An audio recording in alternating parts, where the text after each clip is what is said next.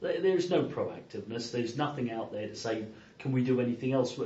It's like the amount of cranes INEOS has, because we have all the pipeline services.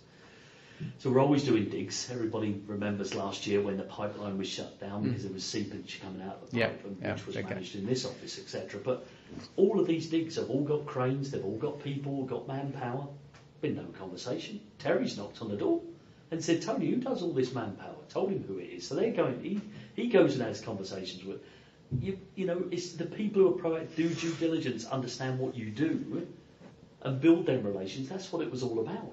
So could you talk to me a little about the de facto board member who's not on the board, which is Terry? Yeah, absolutely. Terry has been an integral part of ASCO for many, many years. I was managing director of oil-based management, so I had a period of time when realistically I was direct competition for Terry. So we had a strange relationship. We got on, but clearly there was a barrier.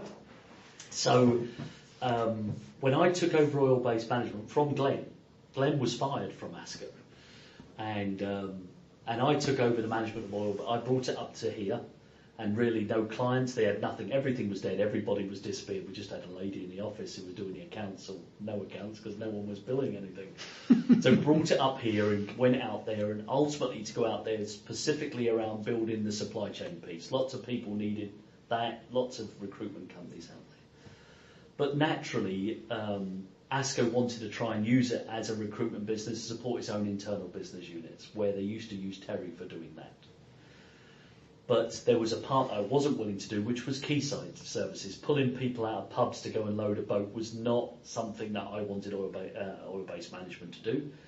And so Terry always did that. And to be honest, Terry was always very, very good at entertaining. He was always willing to go out. He was always doing a lot with the team. Well-liked, well-liked, well-respected.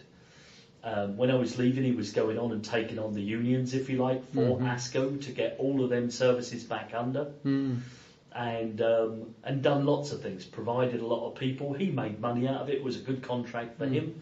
But also, trust me, it took ASCO into a different place, certainly within Peterhead, to not have the unions dictating when they were working to rule. He managed it effectively, in my opinion. But I was in Houston at the time, but I knew it was going on. And then certainly in the last couple of years, he had a very good relationship with Billy Annell, and previous CEO. But then, that was then taken away. They took it back in-house, and now the problems in Peterhead have reoccurred.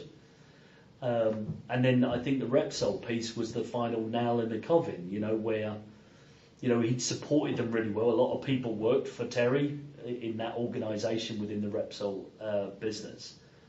And then for Terry to be having a contract meeting about we need to lower the rates and the bid was already in, was wrong. You need to be bloody honest with people and to have a very honest conversation and said, look, Terry, we're going in a different direction here than bullshitting people who supported your business and supported it well, in my opinion. Terry knows this business better than most. He's networked more than anybody else in there.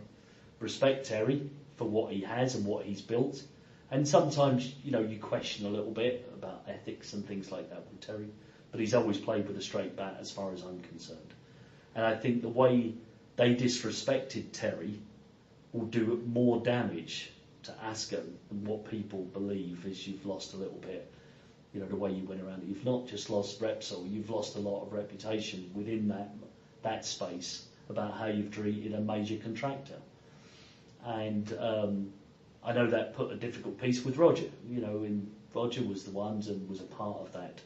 But I think this has done a lot more damage from a relationship, but from other operators' perspective, because they all talk, they all know how these things work. My hypothesis is when they fired, when they cancelled the contract with Terry and Tulloch, Resources or something, they also let go of their lead business development person. Absolutely. Excuse me a second. Hello, Tony.